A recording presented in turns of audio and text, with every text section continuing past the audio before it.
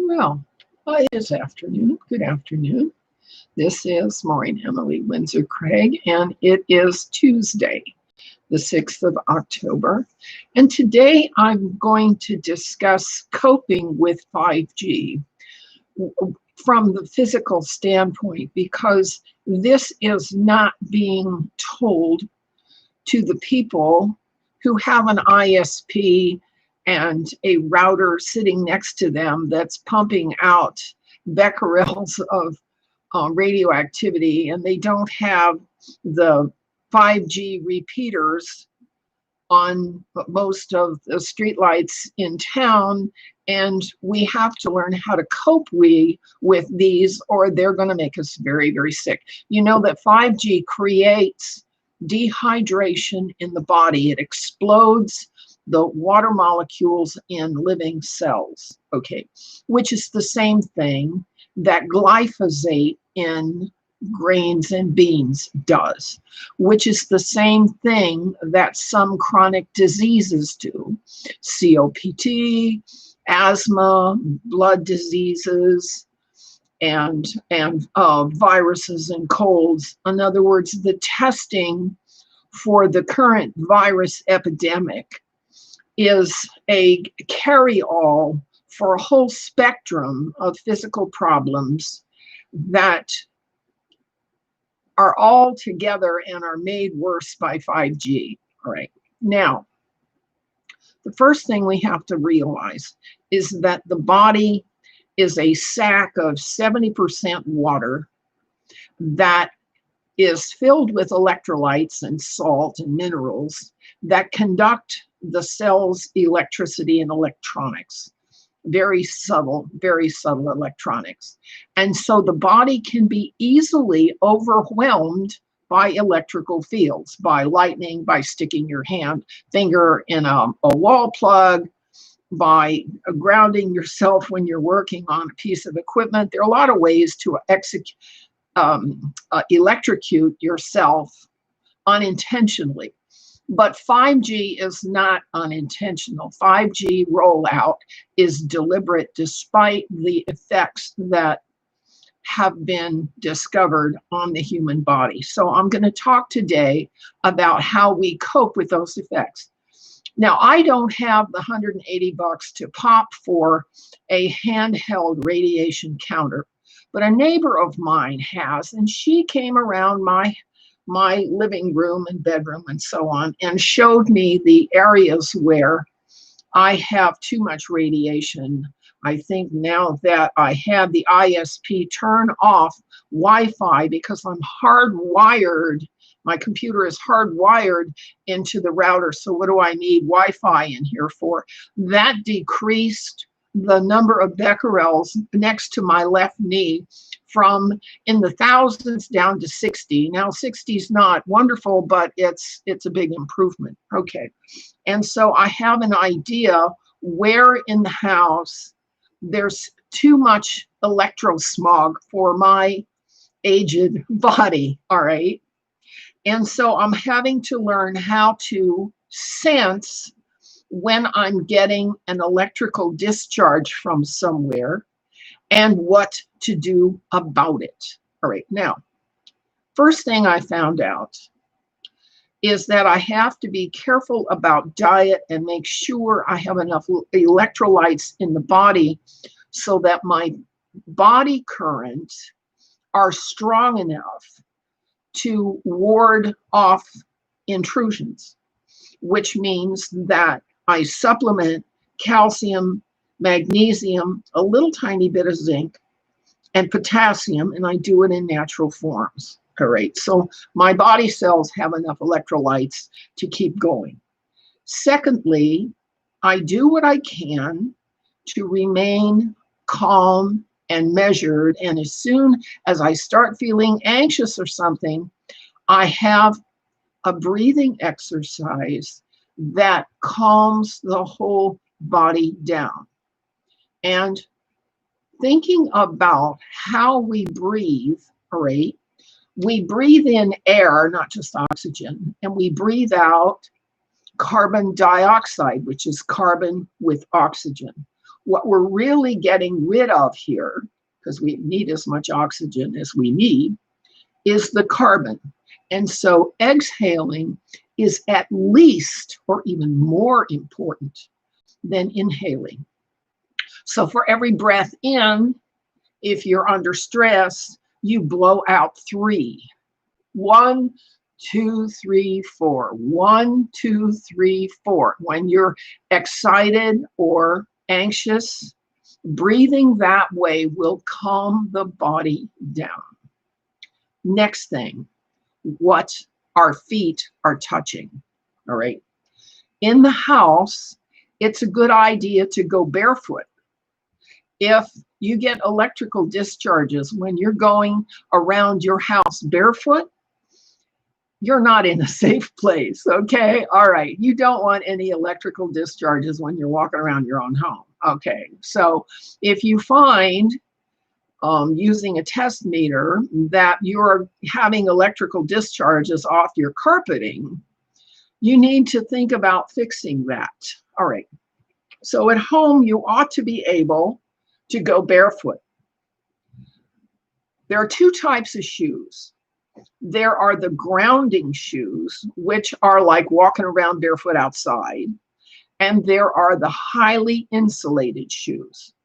When do you know when to wear which? Okay, it depends where you live. If you're out in the country with fresh air and trees and a breeze, all right, then you want grounding shoes, because the natural currents of nature are healthful and hopeful and useful and good. All right. But what happens if you wear grounding shoes in the city? You get jarred, okay, not only by all the electrical currents going on underground, okay, you know, there's a lot going on underground, but also by the vibrations of the buses and the honking and the noise.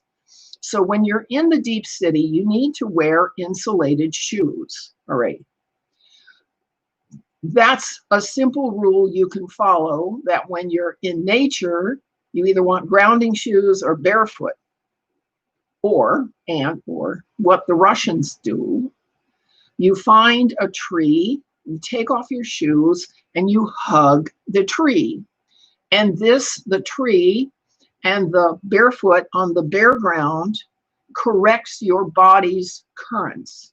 It's a way to plug yourself into a grounding socket, okay? That works fine, all right?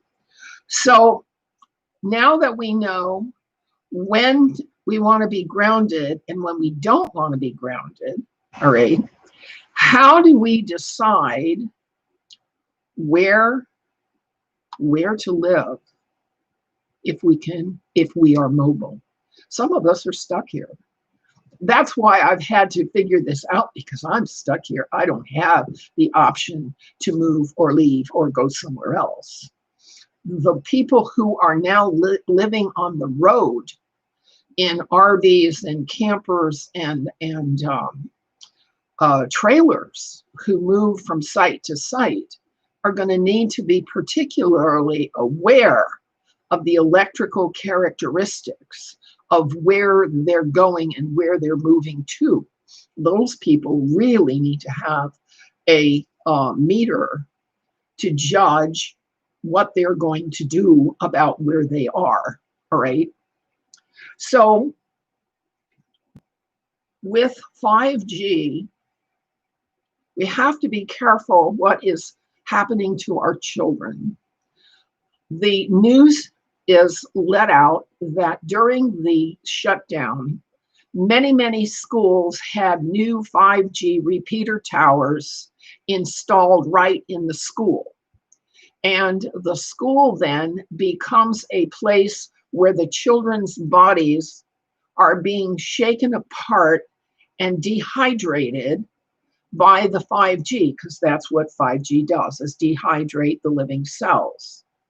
You may want to think about addressing this problem formally you may want to take a radiation meter to your child's school and check around here and there, and check around the classroom and the hallways and the lockers and the office to see what your child or grandchild is being subject to, because it could be very, very detrimental to your child's cognition and body health. And remember, 5G has the same symptoms as the infamous virus epidemic that we're seeing being pushed in our faces, and we're being forced to rebreathe our carbon behind masks, okay, which is in itself an unhealthy situation that propagates all kinds of infections. Okay, and for that reason, I don't go anywhere I don't have to. All right, it's no fun being isolated, but being sickened by the methods of non-propagation of a virus are just as bad or worse. Okay, so we do have to adapt ourselves to what is coming at us. And we know there are blue states and there are red states. If you live in a red state, your governor is reasonable, and you're probably not going to have any vaccines forced upon you. But if you live in a blue state, as I do, with a governor who's a doctrinaire ideologue in critical race theory and Marxist socialism, you're going to have to be very, very careful where you step and what you say, because the blue states have essentially been taken over by radicals. We know that now. And here in my state, I just received my ballot yesterday. It's here oh, here it is. All right, and what it says is how to return your ballot. Vote by mail. Mail your ballot so it will be postmarked by election day. Drop box. Drop off your ballot at a secure drop box. Now, if you're a non-PC red Republican voter, and there have been so many cases and dumpsters loaded with ballots that people wanted to discard who are in control of voting, we do not, the only way I can make sure this vote is registered is to deliver it in person to the Veterans Memorial Building, and never mind just dropping it off, right? To make things worse, ballot harvesting is legal in my state. And so what the opposition party can do is go around to apartment complexes and gather up all of the ballot envelopes that are set aside because they have the wrong addressees on them, okay, and use them. There's no ID required. So the opposition has an opportunity to ballot harvest, and the incumbent has a high likelihood of having its ballots dumped in dumpsters. Okay, and that's how things go in California today. So we have to be vigilant, and we have to take care that we're not going to be fried by 5 or 6G.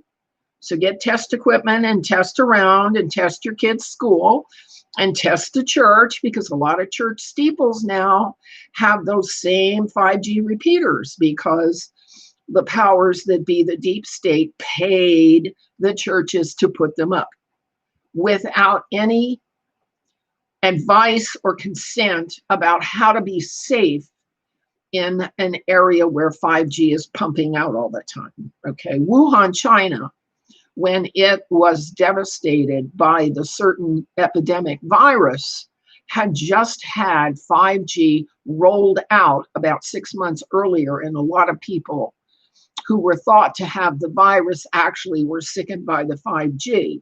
But of course, we're not told about that. We're not told about any of the dangers that are present, like snakes in the grass, that we have to figure out for ourselves. Okay.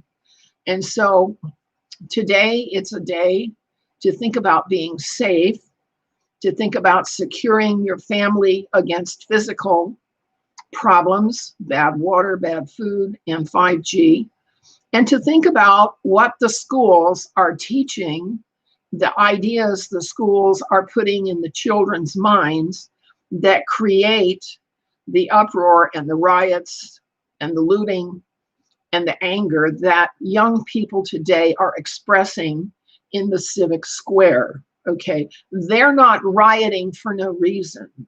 Okay, they have been taught that Marxism and the Frankfurt School and the Fabian connection and Saul Alinsky method is what will correct what is wrong in our country and all of our countries in which English is spoken. Okay, our children are taught that destroying the civic functions of governance is the way to fix unfairness and injustice. That's the school's curricula, called Common Core curricula. Until that gets fixed, our children are going to continue to treat elders with disdain, avoidance, and contempt, because we are part of the generation that they want to discard, because we have the wrong, non-correct ideas about critical race theory and about the harm that high technology can do. See what I'm saying?